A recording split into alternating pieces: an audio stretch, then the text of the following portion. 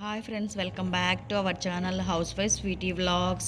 నా వీడియోస్లలో చాలా సేవింగ్ ఐడియాస్ ఉన్నాయండి. న్యూ ఇయర్ వస్తుంది కదా, మీరు కూడా న్యూ ఇయర్కి ఆ సేవింగ్ ఐడియాస్ చూసి ఆ విధంగా ఫాలో కాండి.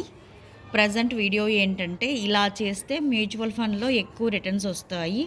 ఎలా వస్తాయి ఏంటి అనేసి ఈ వీడియోలో మీకు క్లియర్గా చెప్తాను, చూపిస్తానండి. మ్యూచువల్ ఫండ్లో రిటర్న్స్ కోసము ఏం చేయాలనేది ఈ వీడియోలో మీకు క్లియర్గా చూపిస్తాను, చెప్తానండి. మ్యూచువల్ ఫండ్లో 1,00,000 లంసంగా పెట్టుబడి పెట్టాలనుకున్నాం అనుకోండి. సపోజ్ మీరు కూడా ఇలా పెట్టాలనుకుంటే ఎలా పెడితే మీకు ఎక్కువ అమౌంట్ వస్తుందనేది ఇందులో ఈ వీడియో చూడడం వల్ల మీకు కూడా క్లియర్గా తెలుస్తుంది. ఫండ్ నేమ్ వచ్చేసి కంట్రోల్ ఫండ్ అండి. ఫండ్ పేరు వచ్చేసి 3 ఇయర్స్ బ్యాక్ నేను 1,00,000 లంసంగా ఇన్వెస్ట్ చేశాను. మా ఫ్రెండ్ కూడా 3 ఇయర్స్ బ్యాక్ 1,00,000 ఇన్వెస్ట్ చేసిందండి. 3 ఇయర్స్ తర్వాత ఈరోజు మేము ఇద్దరము చెక్ చేసాము. నాకు ఎంత వచ్చింది, ఆ అమ్మాయికి ఎంత వచ్చింది, ఎవరికి ఎక్కువ వచ్చింది, ఎవరికి తక్కువ వచ్చింది, ఏం మిస్టేక్ చేయడం వల్ల తనకి తక్కువ వచ్చింది, నాకు ఎక్కువ వచ్చింది అనేది కూడా ఈ వీడియోలో క్లియర్గా చెప్తాను, చూపిస్తానండి. నాకు 2,24,388 రూపాయలు అయింది. మా ఫ్రెండ్ది వచ్చేసి 2,19,000 రూపాయలు అయిందండి. ఇద్దరి మధ్య తేడా వచ్చేసి 5,300 ఉంది. నాకు ఎక్స్ట్రా వచ్చేసి 5,300 వచ్చిందండి. అది ఎలా అంటే, మనం ఇన్వెస్ట్ చేసేటప్పుడు డైరెక్ట్ ప్లాన్ మరియు రెగ్యులర్ ప్లాన్ అనేవి ఉంటాయన్నమాట.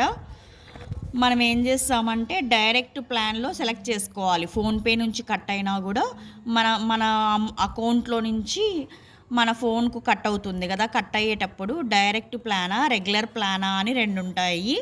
మనం వచ్చేసి డైరెక్ట్ ప్లాన్ సెలెక్ట్ చేసుకోవాలి. మా ఫ్రెండ్ వచ్చేసి రెగ్యులర్ ప్లాన్ సెలెక్ట్ చేసిందనమాట. రెగ్యులర్ ప్లాన్ సెలెక్ట్ చేయడం వల్ల ఆ అమ్మాయికి 5,300 రూపాయలు తక్కువ వచ్చింది. ఆ 5,300 వచ్చేసి మిడిల్ మ్యాన్స్ ఉంటారనమాట, వాళ్ళ కమిషన్ లాగా వెళ్ళింది.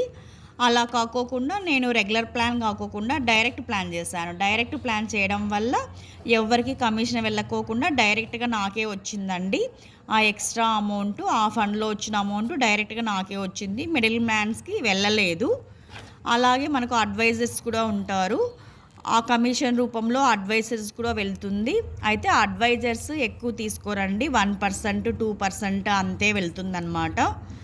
వాళ్ళ ద్వారా కూడా మనకు వచ్చే అమౌంట్లో వాళ్ళ కమిషన్ వెళ్తుంది. అలా కాకోకుండా మనం డైరెక్ట్గా చేసుకున్నాం అనుకోండి, ఎవరికి కమిషన్ వెళ్ళకోకుండా డైరెక్ట్గా మనకే వస్తుంది. మీరు కూడా ఒకవేళ మ్యూచువల్ ఫండ్లో ఇన్వెస్ట్ చేసేటట్లయితే ఏ ఫండ్ మంచిది, ఏ ప్లాన్ మంచిది, ఎలా చేస్తే మనకు బెస్ట్, ఎలా చేస్తే మనకు ఎక్కువ అమౌంట్ రిటర్న్ వస్తుంది, అదంతా క్లియర్గా తెలుసుకొని చేసుకోండి. కొత్తగా ఎవరైనా నా ఛానల్ చూస్తున్నట్లయితే please like, share and subscribe అండి. మీ సపోర్ట్ వల్లే నేను ఇంతవరకు వచ్చాను.